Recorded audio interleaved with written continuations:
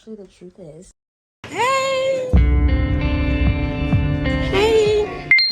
it's Lachey, and welcome back to my channel. I literally moved since we last talked, and I got back from a trip to Seattle, and there is a lot to talk about. And I promise we're going to talk about it. Let's put the candle on, because after this, I'm taking a shower. How's everybody been? Oh my God, I miss you guys. Okay, so it's safe over there. I'm reading this book right now. It's called A Stage Set for Villains, and it is very good. It is a kind of play, kind of drama book, and I really enjoy it. I'm enjoying it a lot. But you know, as a reader, and especially someone who's been reading for years, and it can become something that you consume and then you leave, and then there are books that really stick with you. And even if they're not like your forever, I love this book, there are some books that I really want to run it back. We need to give a little bit more appreciation to and more time and love to. So if you want to watch this video, really it's just going to be some really good recs. Like, I love these books, and as soon as I finish them, there's still a part of my brain that's like, let's run that back because it's excellent.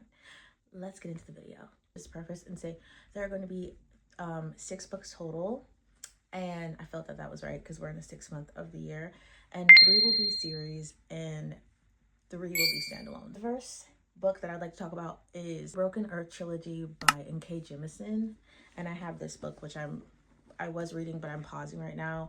N.K. Jemisin is just a really singular, brilliant mind. The ideas that she has, the worlds that she creates, the characters, and the complexities that they have and the worlds have are just, to me, I love them. And I'm kind of new in figuring out really recently that I really like sci-fi. The season is literally, it changed so much the chemistry in my brain that I don't think I'm going to be able to read books that I normally would have before. Like, it just is that good. So that series is a dystopian sci-fi, and it deals with different timelines, but all together, like, it connects so well. And it might feel difficult when you first start it, but I promise you it is a series worth reading. It is a series about corrupted government, and it has powers like earthbending. If you like Avatar, this is a good book for you. It is an older FMC. She's a mother.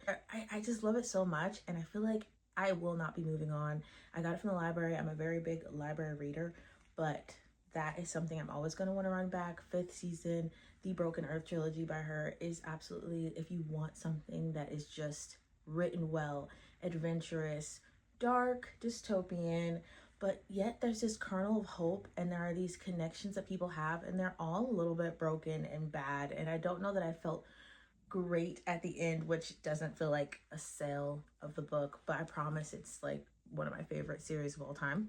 It's brilliant, and the writing is, and I love it. And one day I will buy it. It's that good.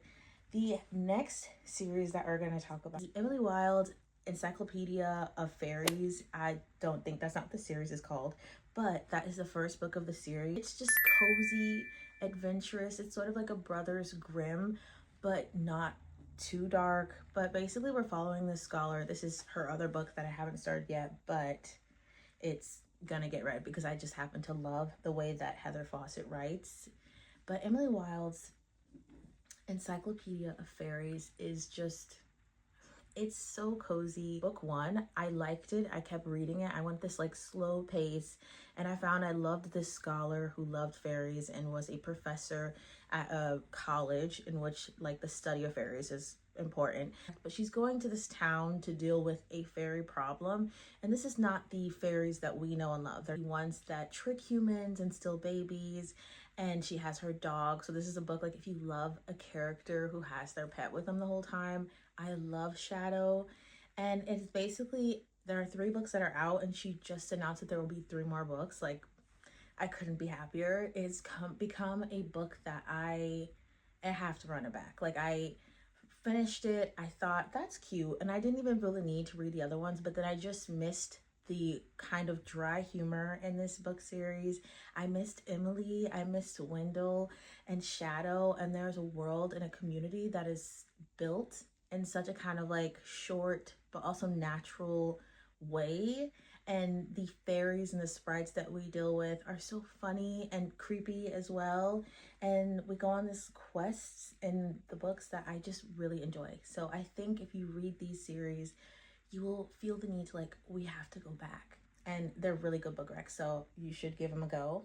I did write down one thing, but I'm obsessed with the other. I would like to say something I'm always going to run back, and this book makes me feel like I'm 13 and reading again. It is so fresh but familiar and dark and gritty and lovely and yearning. I don't know, perfect to me. If you want a really good series that feels like the TV show Peaky Blinders, but also feels like when you were reading Hunger Games in a way, it has no games in it and everything. It is a corrupt sort of government. You should give this a go. I promise you, the second book comes out next month, and it is so good as well because I was lucky enough to get an arc. But this book, also such a strong start. Nina and Patrick meet on the day that they get tested to see what they are, and they go separate ways. And then years later, near the opposite ends of this, they come together, and it is just so good. I mean, I say opposite ends, but really, like, Nina is just an artisan, and they've known each other, and now Patrick needs her, and it's like, it's so good. I can't stress enough. And Patrick is one of the best MMCs that I don't remember another MMC that I've loved as much as him in a very long time. If you want a really good book that's just going to stick with you in a really good way and feels like some of the best times of when you were reading and younger, and or if you got into reading as an adult and you were like, oh, this is the feeling I missed, it's been a long time, great series. And the second one is coming out. And the other one I was going to talk about is also unfinished, so I will just talk about it briefly, although I love that so much, and I know that was brief, and I can go further into it, and I will next month when the other one comes out. The last one I was going to talk about, well, the original one, but I just love Stacey McEwen so much, is The Chronicles of Castelline, and it is by Cassandra Clare. If you want an adventurous, sort of like swashbuckling, like younger, it's not YA, it's like older YA, but so good with yearning and secrets and like secret identities and deep friendships and love, but again, yearning, like every romance and that is forbidden. I feel like I read that and I thought I was over it, and it really like came back to me, and I was like, I really like this. It was also sort of a sleeper agent. And what starts with a boy in an orphanage, and he goes and he finds out that basically he's nearly the doppelganger for the king and queen's son, and ends up becoming his sword catcher, which is the person who is to basically take on any dangers and hits that would come to him, so he can go and pretend to be him at big events, so that if he were to be like killed, the real prince wouldn't be dead. But it gets so much deeper than that, and the second book is out, but the third one isn't going to be out for a few years, so I feel like it's okay because I just talked about them both briefly. And those are the series that you might think you're over them, but like I know that they pulled me back in, and they are just so good. If you just want a genuinely good read, some good recs for you. Now the standalones, because in a world where everyone has series, a standalone is a gift, okay? It definitely just died. I want to talk about our number one, The Poet Empress by Xin Tao.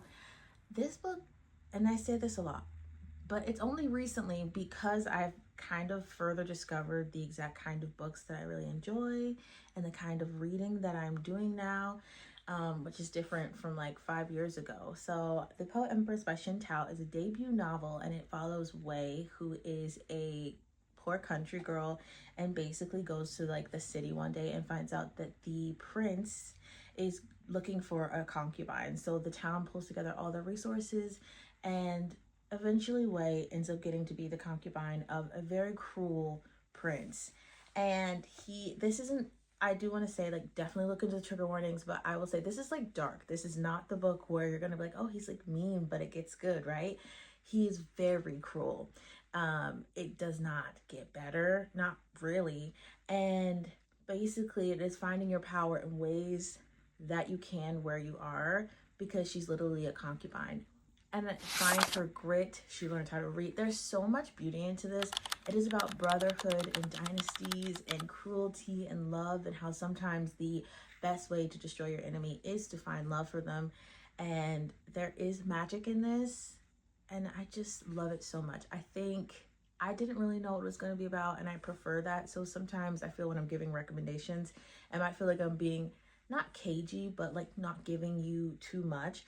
But there's so much delight in finding out things, but the thing I would not let you go into is like, it's bad. Like the way that he hurts her is bad, and it's not physically like in bed, but in every other way. Be prepared to be like, oh my god, like I hated this character and then I felt so sad for this character, and it's just a journey worth going on. Love Wei, and I love the Poet Empress, and I love Tao, and I did finish that knowing that it was just going to stick with me for quite some time. If you want a good standalone that is dark but beautiful, and in my opinion feels like the best ending possible, then read that book. It is amazing, and I got it from the library, but one day I would buy it. Basically, it's how my brain likes to check how much I love things. There's so many things I love, but there's so many books, and I don't need all of them, and I love the library. These are, well, not all of them, but library books for the most part. I feel like there are some things I'm like, I love it so much, I just want it to be close to me in case I like need it. I don't know. The Poet Empress, I did write that it is also dark, brilliant, and poetic. It is very dark, but it's so lyrical and beautiful at the same time, and sensitive, and a debut, like a brilliant debut. I know, amazing. One that I feel could be your next favorite read, or at least make it to your top 10 of the year, is Vampires of El Norte by Isabel Canas. This book is amazing. I'd seen it for a long time, and I kept hearing whispers of how Isabel Canas is like really good at writing yearning, and that is like a hot word for me now. If you say it, I'm like, I want to read it. You're right.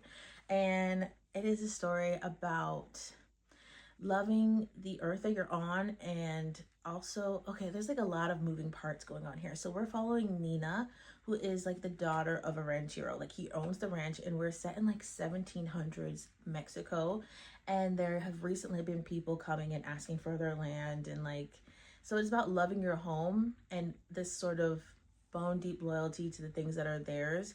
And at the same time, there are whispers of these beasts that are coming in the night and like hurting people.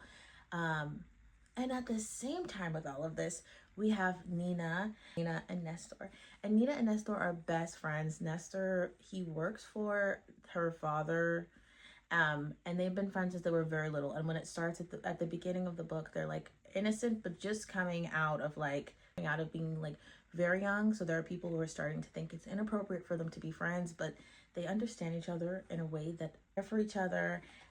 But they go out one night looking for treasure because they are still young, and Nina gets attacked, and Nestor believes that she is dead, and he runs away. And so then it comes back years later, and Nina is alive, and Nestor has mourned her for years, and now he will like not let her go, but she's an adult. But at the same time, these Americans are coming and demanding land, and now they're finding out that they're like just killing the Mexicans. And we have all of this going on, and these demons of the night, these vampires who are hunting down these rancheros and are fighting for our land. It's just literally so good.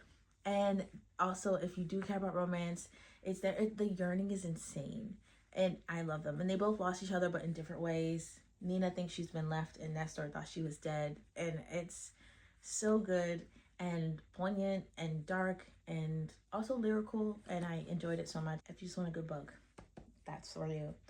The last one that I really loved, and it's a standalone, and I promise you're gonna think this is such a good book if you can get, it's a little bit off kilter, A Far Better Thing by H.G. Perry. It is a book about a human boy who is stolen as a baby and brought into servitude of the fairies. Once again, I've really gotten into like fairy books, but not the normal thing I love, which is a really hot, tall guy with long wings. It's more like the tricky, dark side of fairies, and why it would be like dangerous for humans and fairies. But anyway, A Far Better Thing by H.G. Perry follows Sidney Carton. And he is, like it said, a mortal servant of them. And he's done things that he hates, and he really dislikes himself. But he's a lawyer, and there comes a time where he can get revenge on what he thinks is the person who has stolen his life. He knows it's him. There's like an inner knowing. Okay, maybe I explain. Like, in this world, fairies steal human babies so they can plant other fairies. So if you were taken as a baby, there is a doppelganger of you who is a fairy and does not even know it, who has your life, and now you are a servant to the fairies. That is the premise of this. He becomes a lawyer, and he still has to do kind of whatever the bidding that these fairies want him to do all the time. And no one is free. Like, after you're done being a child in the realm, you just like work for them forever. And he sees his doppelganger, the person that he is meant to be, and he sees him and he knows in his heart, like, this guy is better than me in every way. And he had a best friend when he was in the fairy realm, and he sees this doppelganger as well. So there are parts of him who hates himself, of course, but this is his chance at revenge, and it follows the story for 10 years, I believe. And it is based off of the book A Tale of Two Cities. It is so beautiful and sad and rich and interesting, and I knew I was liking it well enough, and it was sort of me. It's very like rainy, dreary kind of read, because it's not a happy person's mind to be into. Sydney does not like himself. He does not like life. He thinks that things are bad, and the only promise about that is that they could get worse, and that's like his motto basically. But there's still friendship and beauty and caring in this world, and there's still hope and connection and love, and at the same time devastation. It is so good. So if you just want books that are going to kind of be really sticky and who under your ribs / like just in your brain, I found that all of these are that for me. Whether it's because I love them and they're so adventurous and so funny, or they're so kind of dark, because I found I recently really like something a bit gritty. Not even gritty, a bit like it gets under your ribs. It's uncomfortable, and yet it's like I needed that. Then these are all recs that I really loved, and I think that you might love them too. And if you do love them, let's talk, because I need more friends who read books like these. Thank you so much for watching this video wherever you are in the world. I hope you're having a wonderful day, evening, night, and life, and I'll see you in the next video, which won't be as long, okay?